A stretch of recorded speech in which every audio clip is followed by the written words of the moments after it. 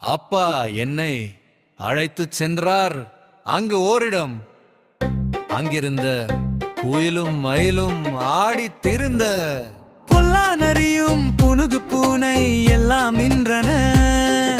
குட்டி மான்கள் ஒட்டகச் சிவிங்கி கூட இருந்தன.